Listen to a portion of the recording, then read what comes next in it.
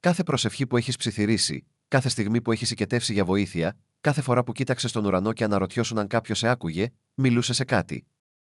Αλλά σύμφωνα με τον Έντγκαρ Κέισι, δεν ήταν αυτό που νόμιζες. Όχι ένας γέρος σε θρόνο, όχι ένας δικαστής που καταγράφει τις αμαρτίες σου, ούτε καν ξεχωριστόν που σε παρακολουθούσε από ψηλά, αποφασίζει αν αξίζεις έλεος ή τιμωρία. Αυτό που ανακάλυψε ο Κέισι στις 14. Χιλιάδες αναγνώσεις κατέστρεψε κάθε κυριακάτικο μαθήματα της κατηχητικής, κάθε θρησκευτική δοξασία, κάθε άνετη εικόνα που έχει δημιουργήσει η ανθρωπότητα δημιουργήσει για να καταστήσει το άπειρο διαχειρίσιμο. Και μόλις καταλάβεις τι πραγματικά είδε, τι είναι πραγματικά ο Θεός, η προσευχή αλλάζει, η ζωή αλλάζει, όλα αλλάζουν. Γιατί η αλήθεια είναι τόσο πιο απλή όσο και πιο συγκλονιστική από μικρόν με τόνο, τι οποιαδήποτε θρησκεία τόλμησε να σου πει. Ο Θεός δεν σε παρακολουθεί. Ο Θεός δεν σε κρίνει. Ο Θεός δεν είναι καν ξεχωριστός από εσάς. Και αυτό δεν είναι νέα βλασφημία της εποχής. Δεν είναι πνευματική επανάσταση. Αυτό είναι που ο Κέισι, ένας ευσεβής χριστιανός δάσκαλος της Κυριακής Σχολής, ανακάλυψε όταν η συνείδησή του άγγιξε την πηγή όλης της συνείδησης όταν έθεσε την απόλυτη ερώτηση και έλαβε μια απάντηση που τον έκανε να κλάψει. Όχι από φόβο, αλλά από αναγνώριση. Έψαχνε στο Θεό σε ναούς, σε βιβλία, στον ουρανό. Αλλά ο Κέισι βρήκε τον Θεό στο τελευταίο μέρος που η θρησκεία σου είπε να ψάξεις. Το μόνο μέρος που αλλάζει τα πάντα όταν τον καταλάβεις πραγματικά. Και σήμερα θα το καταλάβετε. Η συγκλονιστική ανακάλυψη. Ο Έντγκαρ Κέισι δεν ήθελε να ανακαλύψει αυτό που ανακάλυψε. Ήταν ένας παραδοσιακός χριστιανός. Δίδασκε στην κατηχητική σχολή. Διαβάζει την Αγία Γραφή καθημερινά. Πιστεύει σε ομικρόν με τόνο τι του είχαν διδάξει. Ο Θεός ήταν ο Πατέρας, ξεχωριστός, υπεράνω, παρατηρώντας, κρίνοντας. Αλλά σε έκσταση μετά από έκσταση, αγγίζοντας τα αρχεία Όσικ, αποκτώντας πρόσβαση στην παγκόσμια συνείδηση, κάτι άλλο προέκυψε. Κάτι που αρχικά τον τρόμαξε επειδή έρχονταν σε αντίθεση με όλα όσα νόμιζε ότι ήξερε. Ο Θεός, η πηγή που αποκαλύφθηκε μέσω του Κέισι, δεν είναι ένα όν. Ο Θεός είναι η ίδια η ύπαρξη, όχι μια συνείδηση. Η ίδια η συνείδηση, όχι ένας δημιουργός ξεχωριστός από τη δημιουργία, η δημιουργική δύναμη που γίνεται δημιουργία. Ο Κέισι αγωνίστηκε με αυτό. Πώς θα μπορούσε ο Θεός να μην είναι ένα ξεχωριστό όν, πώς θα μπορούσε ο Πατέρας για τον οποίο μιλούσε ο Χριστός να μην είναι προσωπικότητα, μια ξεχωριστή οντότητα στην οποία θα μπορούσε κανείς προσευχηθεί, να υποβάλει αίτημα, να ευχαριστήσει, να δυσαρεστήσει. Η απάντηση ήρθε διαβάζοντας το 9227. Ο Θεός είναι η δύναμη της ζωής που δίνει ζωή κάθε άτομο. Η συνείδηση που βιώνει μέσα από κάθε ψυχή. Η αγάπη που συνδέει όλα τα πράγματα. Δεν βρίσκεις το Θεό κοιτάζοντας προς τα πάνω. Βρίσκεις το Θεό πηγαίνοντας μέσα σου, γιατί εκεί ο Θεός βιώνει τον εαυτό του μέσα από εσένα. Σκεφτείτε τι σημαίνει αυτό. Σκεφτείτε το πραγματικά, σκέψου το. Κάθε στιγμή της ύπαρξής σου, δεν σε παρακολουθεί από το Θεό. Βιώνεσαι ως Θεός. Η συνείδησή σου δεν είναι ξεχωριστή από τη θεία συνείδηση. Είναι θεία συνείδηση εστιασμένη μέσα από το πρίσμα της ατομικής σου εμπειρίας. Μια γυναίκα ρώτησε τον Κέισι, αν ο Θεός δεν είναι ξεχωριστός, σε ποιον προσεύχομαι, η απάντησή του άλλαξε τη ζωή της. Προσεύχεσαι στην υψηλότερη φύση σου, στο Θεό που βρίσκεσαι κάτω από την ψευδαίσθηση διαχωρισμού. Η προσευχή δεν είναι παράκληση προς άλλον. Είναι ευθυγράμμιση με αυτό που πραγματικά είσαι. Ο ωκεανός και το κύμα. Ο Κέισι χρησιμοποίησε μια μεταφορά που κάνει αυτή τη ριζοσπαστική αλήθεια κατανοητή. Ο ωκεανός και το κύμα. Κάθε ψυχή, εξήγησε, είναι σαν ένα κύμα σε έναν άπειρο ωκεανό. Το κύμα φαίνεται ξεχωριστό, έχει τη δική του κίνηση, τη δική του προφανή ταυτότητα, αλλά δεν είναι ποτέ εκτός ο ωκεανός. Δεν μπορεί να διαχωριστεί από τον ωκεανό. Είναι ο ωκεανός που εκφράζεται τον εαυτό του ως κύμα. Ο Θεός είναι ο ωκεανός. Εσύ είσαι ένα κύμα. Φαίνεσαι ξεχωριστός, αλλά είσαι φτιαγμένος από το υλικό του Θεού. Κινείσαι με την κίνηση του Θεού. Υπάρχεις μέσα στην ύπαρξη του Θεού ύπαρξη. Όταν το κύμα σπάει και επιστρέφει στον ωκεανό, δεν πηγαίνει κάπου αλλού. Απλώς θυμάται αυτό που ήταν πάντα. Γι' αυτό και Κέισι αποκάλυψε ότι δεν μπορείς να αποχωριστείς από το Θεό. Ο χωρισμός είναι αδύνατη. Μπορείς να ξεχάσεις ότι είσαι ωκεανός, αλλά δεν μπορείς να σταματήσεις να είσαι ωκεανός. Η κόλαση δεν είναι απομάκρυνση από το Θεό. Είναι η ψευδαίσθηση του χωρισμού ενώ εξακολουθείς να είσαι ο Θεός που έχει ξεχάσει τον εαυτό του. Ένας ιερέας ήρθε στον Κέισι ανησυχώντας για αυτή τη διδασκαλία. Αν είμαστε όλοι Θεός, γιατί υποφέρουμε, γιατί υπάρχει το κακό, γιατί ο Θεός επιτρέπει πράγματα, η απάντηση του Κέισι ήταν βαθιά. Ο Θεός δεν επιτρέπει τον πόνο.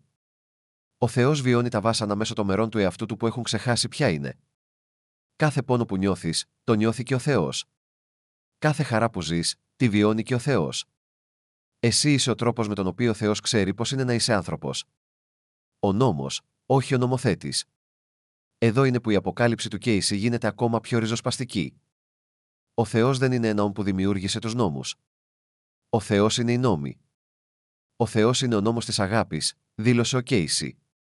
Δεν είναι όν που διατάζει την αγάπη, αλλά η ίδια η αγάπη ως δύναμη, νόμος, θεμελιώδης πραγματικότητα όπως η βαρύτητα. Δεν ευχαριστείς ή δεν δυσαρεστείς τη βαρύτητα. Είτε συμμορφώνεσαι με αυτήν είτε υποφέρεις τις συνέπειες της μη ευθυγράμμισης. Αυτό αλλάζει τα πάντα σχετικά με την ηθική, την αμαρτία, την κρίση. Δεν υπάρχει θυμωμένος Θεός που σε τιμωρεί για την παραβίαση των κανόνων.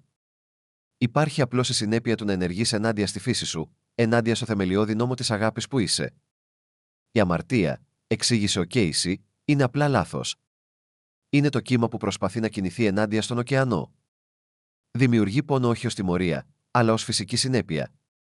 Όπως το άγγιγμα της φωτιάς καίει όχι επειδή η φωτιά σε κρίνει, αλλά επειδή αυτό κάνει η φωτιά. Όταν πληγώνεις τους άλλους, κυριολεκτικά πληγώνεις τον εαυτό σου επειδή υπάρχει μόνο μία συνείδηση που βιώνει μέσα από δισεκατομμύρια προοπτικές. Όταν αγαπάς τους άλλους, αγαπάς τον εαυτό σου. Αυτό δεν είναι μεταφορά. Είναι μεταφυσική. Γι' αυτό ο Χριστός είπε: «Αγάπα τον πλησίον σου όπως τον εαυτό σου», αποκάλυψε ο Κέισι.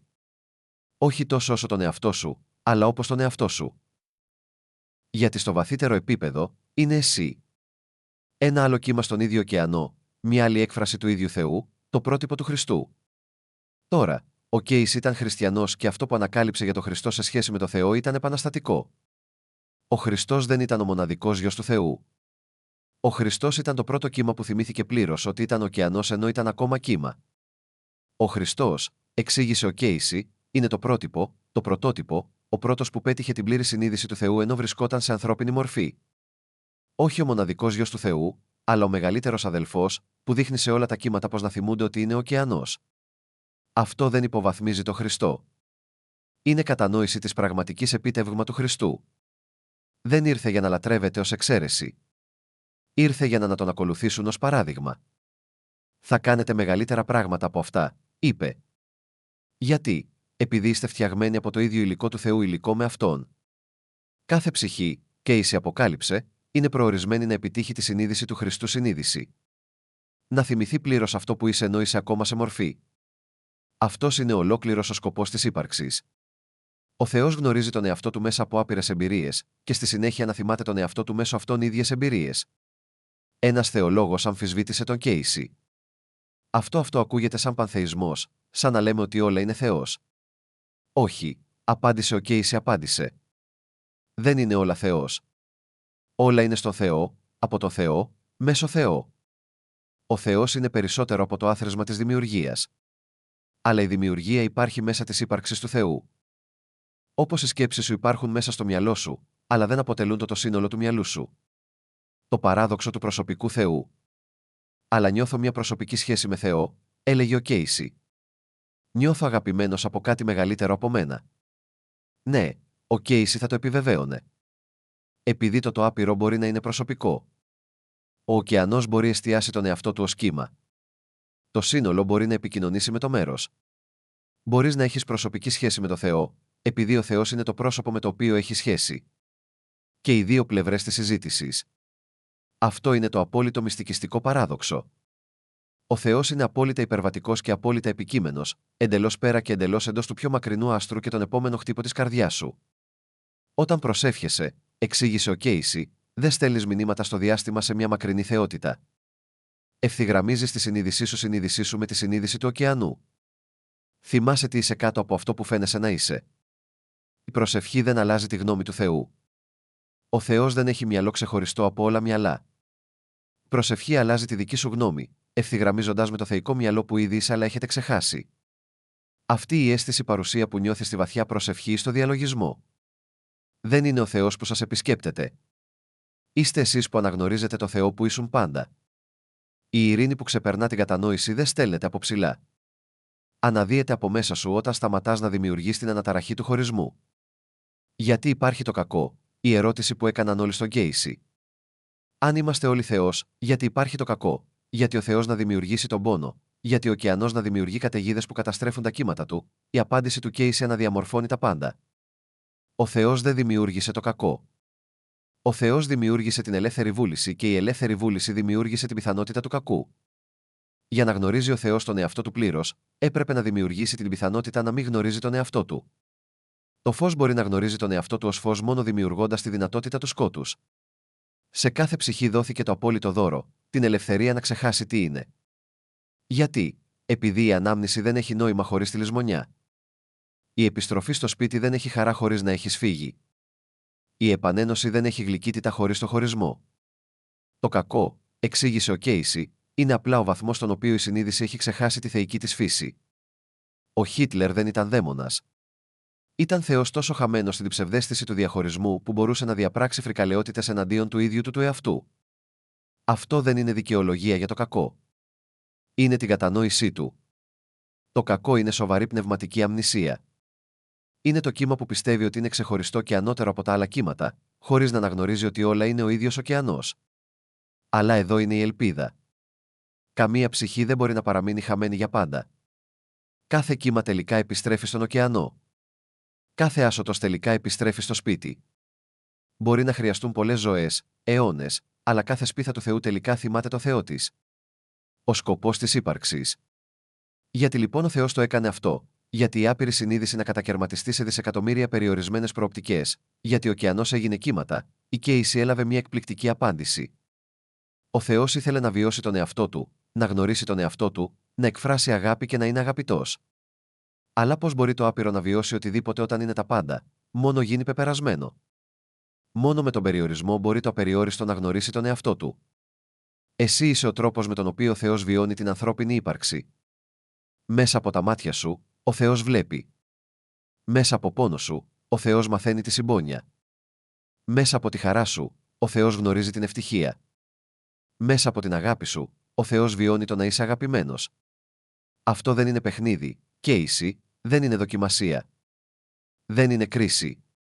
Είναι ο τρόπος του Θεού να βιώσει κάθε πιθανή παραλλαγή της ύπαρξης. Δεν σε δοκιμάζει ο Θεός. Εσύ ο Θεός που δοκιμάζει τα όρια της εμπειρίας. Κάθε ζωή είναι ιερή όχι επειδή ο Θεός την εκτιμά από έξω, αλλά επειδή κάθε ζωή είναι κυριολεκτικά ο Θεός που ζει.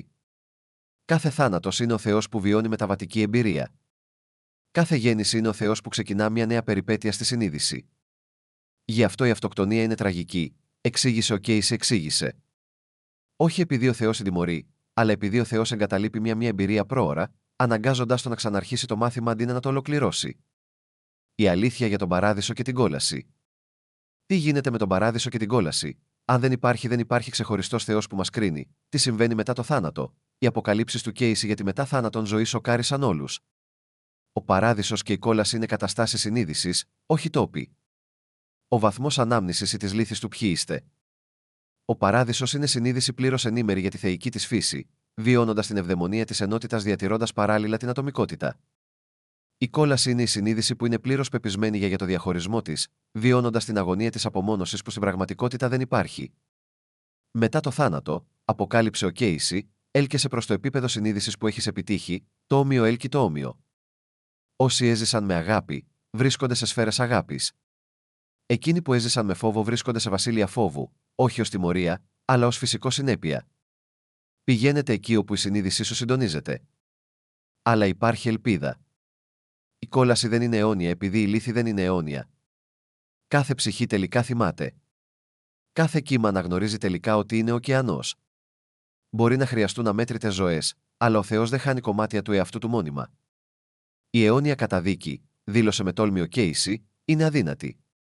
Πώς θα μπορούσε ο Θεός να καταδικάσει μέρος από τον εαυτό του αιώνια? Θα ήταν κοσμική αυτοακροτηριασμός. Ο άσωτος γιος πάντα επιστρέφει στο σπίτι γιατί το σπίτι είναι το μόνο πραγματικά υπάρχει. Τι είναι πραγματικά η προσευχή? Η κατανόηση του τι είναι πραγματικά ο Θεός μεταμορφώνει εντελώς την προσευχή. Δεν οικετεύεις ένα ξεχωριστό για χάρες. Δεν προσπαθείς να αλλάξεις τη γνώμη του Θεού. Ευθυγραμμίζεσαι με αυτό που πραγματικά είσαι. Η αληθινή προσευχή, εξήγησε ο Κέισι, είναι αναγνώριση. Αναγνωρίζεις τον Θεό μέσα σου και στους άλλους. Θυμάσαι την αληθινή σου φύση. Ευθυγραμμίζεις τη θέλησή σου με τη θέληση του ωκεανού. Όταν προσεύχεσαι για θεραπεία, δεν ζητάτε από το Θεό να παρέμβει. Ενεργοποιείς τη θεϊκή θεραπευτική δύναμη που είσαι ήδη. Όταν προσεύχεσαι για καθοδήγηση, δεν περιμένεις εξωτερικά μηνύματα. Ηρεμείς το εγώ σας αρκετά ώστε να ακούσετε τη δική σας θεϊκή σοφία. Γι' αυτό και η αποκάλυψη οι προσευχές ευγνωμοσύνης είναι οι πιο ισχυρές. Η ευγνωμοσύνη αναγνωρίζει αυτό που ήδη υπάρχει. Σε ευθυγραμμίζει με την αυθονία της αληθινή φύση σου. Η οικεσία ενισχύει την ψευδαίσθηση της έλλειψης. Η ευγνωμοσύνη αναγνωρίζει την αλήθεια της άπειρης προσφοράς. Η προσευχή του Κυρίου, σημείωσε ο Κέισι, δεν είναι αίτηση. Είναι μια επιβεβαίωση. Το θέλημά σου γίνει δεν είναι υποταγή στη θέληση ενός άλλου. Είναι αναγνώριση ότι η Θεία Βούληση είναι η βαθύτερη θέλησή σου, όταν θυμάσαι τι είσαι. Το μυστικό του διαλογισμού. Ο διαλογισμός, αποκάλυψε ο Κέισι, δεν έχει να κάνει με την προσέγγιση του Θεού. Αφορά την αναγνώριση ότι ποτέ δεν ήσουν χωρισμένος από το Θεό. Στο βαθύ διαλογισμό, εξήγησε, το κύμα θυμάται ότι είναι ωκεανός. Το όριο διαλύεται. Βιώνεις τον εαυτό σου όπως πραγματικά είσαι, άπειρος, αιώνιος, θεϊκός. Αυτό δεν είναι κάτι καινούριο νέο. Είναι να θυμάσαι κάτι αρχαίο. Η ειρήνη που νιώθεις στη διαλογισμό δεν προέρχεται από έξω. Είναι η φυσική σου κατάστασή σου. Όταν σταματάς να δημιουργείς την αναταραχή του ψεύτικου διαχωρισμού, η ευδαιμονία δεν είναι ανταμοιβή. Είναι αυτό που είσαι όταν δεν προσποιείσαι ότι είσαι κάτι άλλο. Κάθε ψυχή, είπε ο Κέισι, πρέπει να διαλογίζεται καθημερινά, όχι για να ευχαριστήσει το Θεό, αλλά για να θυμάσαι ότι είσαι ο Θεός. Όχι για να κερδίσεις τη χάρη, αλλά για να αναγνωρίσεις ότι είσαι φτιαγμένος από χάρη. Αλλά προειδοποίησε, μη διαλογίζεσαι για να ξεφύγεις από την ανθρώπινη φύση. Ο Θεός έγινε άνθρωπος για να βιώσει την ανθρώπινη φύση. Διαλογιστείτε για να αναφέρεις τη Θεία Συνείδηση στην ανθρώπινη εμπειρία, όχι για να ξεφύγετε από την ίδια την που ο Θεός επέλεξε να βιώσει μέσω εσείς, η δύναμη της αγάπης. Στον πυρήνα όλων όσων ανακάλυψε η Κέισι ανακάλυψε για το Θεό ήταν αυτό. Ο Θεός είναι αγάπη. Το να μην αγαπάς, το να μην είσαι ικανός να αγαπάς, είναι αγάπη.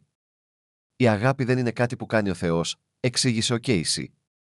Η αγάπη είναι αυτό που είναι ο Θεός. Η δύναμη που συγκρατεί τα άτομα, που έλκει τις ψυχές η μία προς την άλλη, που κάνει τις μητέρες να πεθαίνουν για τα παιδιά τους, δεν τροφοδοτείται από το Θεό. Αυτός είναι ο Θεός σε δράση. Όταν αγαπάς, δεν ακολουθείς την εντολή του Θεού. Γίνεσαι ο Θεός. Όταν συγχωρείς, δεν κερδίζεις την έγκριση. Εκφράζεις τη φύση του Θεού φύση. Όταν υπηρετείς τους άλλους, δεν ευχαριστείς το Θεό. Γίνεσαι τα χέρια του Θεού, τα χέρια του Θεού στον κόσμο. Γι' αυτό η αγάπη θεραπεύει. Ο Κέισι αποκάλυψε, η αγάπη είναι η θεμελιώδης δύναμη της δημιουργίας. Είναι πιο ισχυρότερη από οποιαδήποτε ασθένεια, οποιοδήποτε κάρμα, οποιαδήποτε κατάρα, γιατί η αγάπη είναι αυτό από το οποίο είναι φτιαγμένα όλα. Όταν αγαπάς κάποιον, του θυμίζεις από τι είναι φτιαγμένος. Η θεϊκή αμνησία, αλλά γιατί δεν το θυμόμαστε αυτό, γιατί δεν ξέρουμε ότι είμαστε Θεός αν είμαστε Θεός, ο Κέισι αποκάλυψε ότι η λύθη είναι σκόπιμη. Αν ήξερες ότι ήσουν Θεός από τη γέννησή σου, δεν θα μπορούσες να έχεις την ανθρώπινη. Δεν θα μπορούσες να γνωρίσεις τους περιορισμούς, τον αγώνα, την ανάπτυξη, το θρίαμβο. Δεν θα μπορούσες να ξέρεις πώς είναι να ανακαλύπτεις τη θεότητα. Θα ήσουν απλά θεϊκός. Το πέπλο της λύθης δεν είναι τιμωρία. Είναι το δώρο που κάνει το ταξίδι δυνατό. Η αμνησία δεν είναι λάθος. Είναι η αφετηρία της μεγαλύτερης περιπέτειας που είναι δυνατή. Ο Θεός ανακαλύπτει τον εαυτό του μέσα από εσένα. Κάθε ψυχή, εξήγησε ο Κέισι, βρίσκεται σε ένα ταξίδι από την ασυνείδητη θεότητα μέσω της συνειδητής ανθρωπότητας προς τη συνειδητή θεότητα. Ξεκινάς ως Θεός που δεν γνωρίζει το Θεό του. Γίνεσαι άνθρωπος που αναζητά το Θεό, και τελικά συνειδητοποιείς ότι ήσουν Θεός όλο αυτό το διάστημα. Αυτό είναι το ταξίδι του ήρωα που εκτιλήσεται σε δισεκατομμύρια ψυχές ταυτόχρονα. Κάθε μία ξεχνά, αναζητά και θυμάται. Κάθε μία ακολουθεί ένα μοναδικό μονοπάτι για το Θεό να γνωρίσει τον εαυτό του. Σχολιάστε παρακάτω αν αυτό συντονίζεται με την εσωτερική σας γνώση. Μοιραστείτε αυτό που πάντα αισθανόσασταν για το Θεό που η θρησκεία δεν μπορούσε να εξηγήσει. Μερικές φορές η αλήθεια αναγνωρίζεται, δεν μαθαίνετε. Ο Χριστός μέσα μας. Ο Έντγκαρ Κέισι αποκάλυψε κάτι που θα θεωρούταν αίρεση στην εποχή του. Η συνείδηση του Χριστού δεν αποκλειστική του Ιησού. Είναι το πεπρωμένο κάθε ψυχής. Ο Ιησούς έγινε Χριστός πλήρως συνειδητοποιώντας τη θεϊκή του φύση ενώ βρισκόταν σε ανθρώπινη μορφή. Είστε καλεσμένοι να κάνετε το ίδιο. «Εγώ και ο Πατέρας είμαστε ένα», είπε ο Ιησούς. Δεν διεκδικούσε αποκλειστική θεότητα. Δείχνει την περιεκτική θεότητα. Έδειχνε τι είναι δυνατό όταν ένα κύμα θυμάται πλήρως ότι είναι ωκεανός, ενώ διατηρώντας παράλληλα τη μορφή του κύματος. Αυτή είναι η δεύτερη έλευση, αποκάλυψε ο Κέισι με τόλμη. Όχι ο Χριστός που επιστρέφει από σύννεφα, αλλά η συνείδηση του Χριστού που ξυπνά στην ανθρωπότητα. Η δεύτερη έλευση είναι εσωτερική, όχι εξωτερική. Είσαι εσύ να θυμάσαι ποιος είσαι. Κάθε θαύμα που έκανε ο Χριστός, εξήγησε η Κέισι, είσαι ικανός να κάνεις. Όχι επειδή είσαι ίσος με τον άνθρωπο Ιησού, αλλά επειδή έχεις πρόσβαση στην ίδια συνείδηση του Χριστού στην οποία είχε πρόσβαση. Την ίδια θεϊκή δύναμη που ρέει μέσα του ρέει μέσα από εσάς. Απλά δεν έχετε θυμηθείτε πώς να τη διοχετεύσετε ακόμα. Η θρησκευτική επανάσταση. Αυτή η κατανόηση δεν καταστρέφει τη θρησκεία. Την ολοκληρώνει. Κάθε θρησκεία που έδειξε ο Κέισι είναι η ανθρωπότητα που προσπαθεί να θυμηθεί τι είναι. Κάθε μία κατέχει κομμάτια της αλήθειας που φιλτράρονται την πολιτισμική κατανόηση. Μην εγκαταλείψεις τη θρησκεία σου, συμβούλεψε ο Κέισι, συμβούλεψε. Κατάλαβε τη πιο βαθιά. Δες πέρα του κυριολεκτισμού για να δεις την αλήθεια. Προσπαθεί να μεταδώσει. Κάθε θρησκεία είναι ένα δάχτυλο που δείχνει το φεγγάρι. Μην λατρεύεις το δάχτυλο. Κοίταξε που δείχνει. Η τριάδα του χριστιανισμού, οι τρεις πτυχές της μίας συνείδησης, οι πολλοί θεοί του Ινδουισμού, τα πολλά πρόσωπα του ενός θεϊκού, η κενότητα του Βουδισμού, το ένα πριν γίνει πολλά, ο απόλυτος μονοθεϊσμός, το ένα που δεν επιτρέπει καμία διαχωρισμό. Όλες οι θρησκείες, αποκάλυψε ο Κέισι, είναι ποτάμια που οδηγούν στον ίδιο ωκεανό. Φαίνονται διαφορετικές επειδή ρέουν μέσα από διαφορετικά εδάφη, αλλά είναι όλα νερό, όλα κατευθύνονται προς την πατρίδα, όλα διδάσκουν την ίδια αλήθεια σε διαφορετικές γλώσσες. Εσύ και ο Θεός δεν είστε δύο. Η πρακτική εφαρμογή. Λοιπόν, πως η γνώση αυτή αλλάζει την καθημερινή σου ζωή, πως η κατανόηση του ότι πραγματικά είναι ο Θεός μεταμορφώνει την ύπαρξή σου. Πρώτον, σταματάς να φοβάσαι το Θεό. Πώς μπορείς να φοβάσαι αυτό που είσαι? Μπορεί να φοβάσαι να ξεχάσεις αυτό που είσαι, αλλά δεν μπορείς να φοβάσαι το Θεό περισσότερο από μικρόν με τόνο, τι ένα κύμα μπορεί να φοβάται τον ωκεανό από τον οποίο προέρχεται. Δεύτερον, σταματάς να οικετεύεις. Δεν οικετεύεις τον εαυτό σου, γι' αυτό έχεις ήδη. Ανταυτού, αναγνωρίζεις, αποδέχεσαι και εκφράζεις τις θεϊκές ιδιότητες που είναι το γεννητικό σου δικαίωμα. Αγάπη, σοφία, δημιουργικότητα, χαρά. Τρίτον, βλέπεις όλους διαφορετικά. Εκείνος ο ενοχλητικός συνάδελφος, ο Θεός έχει μια διαφορετική εμπειρία. Εκείνος ο εγκληματίας στις ειδήσεις, ο Θεός χαμένος στο σκοτάδι ξεχνώντας, εκείνος ο Άγιος που υπηρετεί τους φτωχούς, ο Θεός θυμάται τον εαυτό του μέσω της υπηρεσίας. Τέταρτον, αναλαμβάνεις ευθύνη. Αν είσαι ο Θεός που βιώνει τη ζωή μέσα από τη μοναδική σου προοπτική, τότε η εμπειρία σου έχει σημασία. Οι επιλογές σου έχουν σημασία. Δεν είσαι μαριονέτα. Είσαι η θεϊκή που εκφράζεται μέσω της ελεύθερης βούλησης. Πεμπτόν, χάνεις τον φόβο του θανάτου. Πώς μπορεί ο Θεός να πεθάνει? Μπορεί να αλλάξεις μορφή όπως ένα κύμα που επιστρέφει στον ωκεανό, αλλά δεν μπορείς να πάψεις να υπάρχεις, γιατί η ίδια η ύπαρξη είναι αυτό από το οποίο είσαι φτιαγμένος. Η απόλυτη αναγνώριση. Αυτό είναι που ο Κέισι ήθελε περισσότερο να καταλάβει, η ανθρωπότητα να καταλάβει. Ο Θεός που αναζητούσες είναι ο ίδιος ο αναζητητής. Το θείο που προσεύχεσαι είναι αυτός που προσεύχεται. Η αγάπη που θέλατε απεγνωσμένα να λάβετε είναι η αγάπη που είσαι ικανός να δώσεις.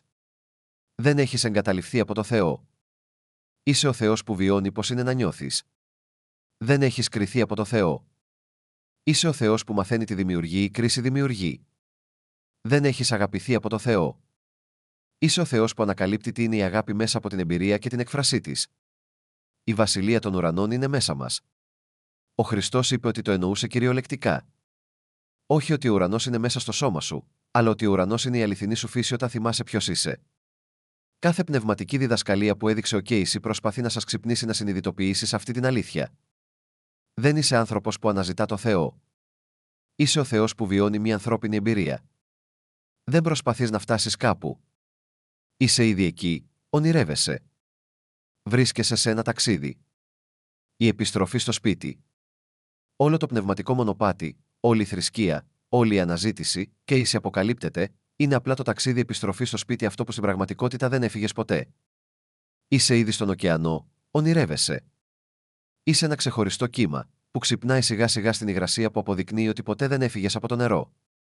Η φώτιση, εξήγησε ο Κέισι, δεν είναι το να κερδίζεις κάτι καινούριο. Είναι το να χάνεις κάτι ψεύτικο. Ψευδαίσθηση του διαχωρισμού. Δεν είναι το να γίνεσαι θεϊκός. Είναι να θυμάσαι ότι πάντα ήσουν. Και εδώ είναι το όμορφο παράδοξο. Ακόμα και μετά να θυμηθείς, μπορείς να επιλέξεις να συνεχίσεις να είσαι κύμα, να παίζεις με τη μορφή, να βιώνεις το θεϊκό παιχνίδι της ύπαρξης. Αλλά τώρα παίζεις συνειδητά, γνωρίζοντας ότι είναι παιχνίδι, γνωρίζοντας ότι είσαι ασφαλής, γνωρίζοντας ότι είσαι αιώνιος. Αυτός είναι ο λόγος οι ψυχές μετενσαρκώνονται ακόμα και μετά φωτιστούν, αποκάλυψε ο Κέισι. Όχι από το κάρμα, αλλά από αγάπη. Ο Θεός αγαπά τόσο πολύ την εμπειρία που επιστρέφει ξανά και ξανά. Κάθε φορά μια νέα περιπέτεια, μια νέα προοπτική, ένας νέος τρόπος γνώσης στον εαυτό του. Η τελική αλήθεια. Καθώς τελειώνουμε, θα σας αφήσω με αυτό που ο Κέισι θεωρούσε ότι το πιο σημαντικό πράγμα που πρέπει να θυμόμαστε για το ποιος είναι πραγματικά ο Θεός είναι. Ο Θεός δεν είναι απογοητευμένος μαζί σου. Ο Θεός δεν είναι θυμωμένος μαζί σου. Ο Θεός δεν σε δοκιμάζει. Ο Θεός δεν σε κρίνει. Ο Θεός είναι εσείς, βιώνει μέσα από εσάς, μαθαίνει όπως εσείς, μεγαλώνει μαζί σας, γιορτάζει τις χαρές σου, νιώθει τις λύπες σου, περπατά κάθε βήμα του ταξιδιού σου όχι δίπλα από εσάς, αλλά μαζί σας.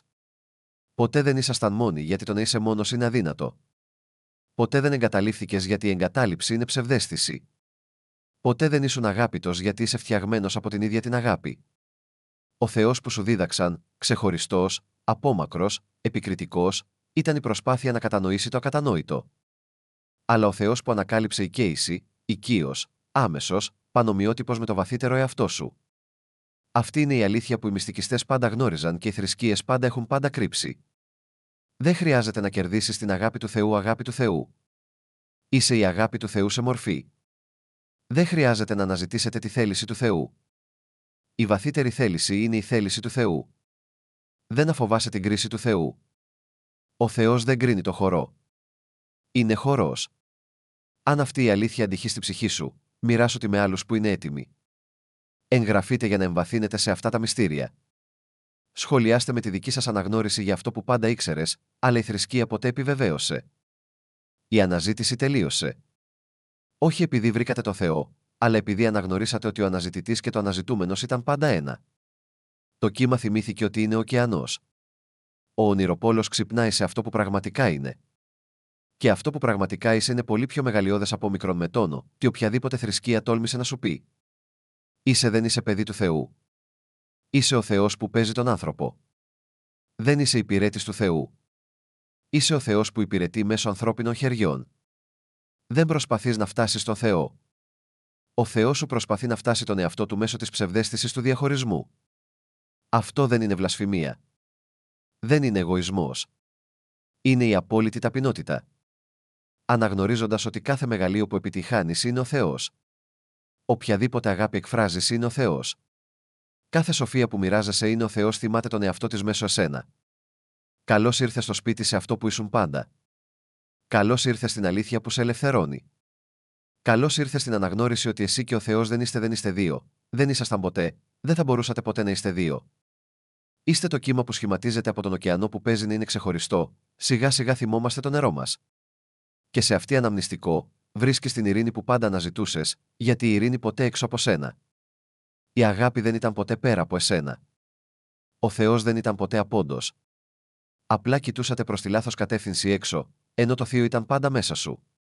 Τόσο κοντά όσο η επόμενη αναπνοή σου, τόσο όσο οικία όσο ο επόμενος χτύπος της καρδιάς σου, παρόν όσο η συνειδητοποίηση που διαβάζει αυτές τις λέξεις αυτή τη στιγμή. Αυτή η συνειδητοποίηση, αυτό είναι ο Θεός που γνωρίζει τον εαυτό του μέσω εσάς. Και τώρα το ξέρεις.